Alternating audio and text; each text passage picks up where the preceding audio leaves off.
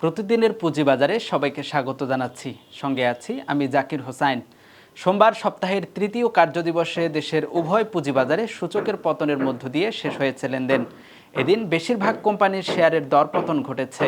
সেই সাথে গত কার্যদিবসের তুলনায় ঢাকা স্টক এক্সচেঞ্জে লেনদেন কমলেও চট্টগ্রাম স্টক এক্সচেঞ্জে লেনদেন বেড়েছে।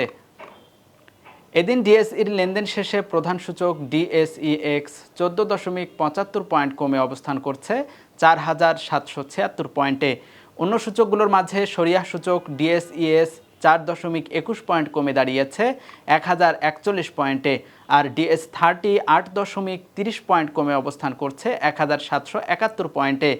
এদিন ডিএসইতে মোট 288 কোটি 78 লাখ টাকার শেয়ার ও ইউনিট লেনদেন হয়েছে।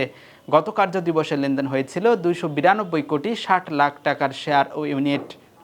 ডিএসইতে লেনদেনে অংশ নেওয়া কোম্পানিগুলোর মাঝে লেনদেনের শীর্ষে উঠে এসেছে ওরিয়ন ইনফিউশন, বিচ হ্যাচারি ও মিডল্যান্ড ব্যাংক। এ তালিকায় আরও যেসব কোম্পানি আছে সেগুলো হলো City Bank, AB Bank, First Mutual Fund, Baraka Patenga Power, NRB Bank, BRAC Bank, First Bank Fixed Income Fund এবং শাইনপুকুর সিরামিক্স।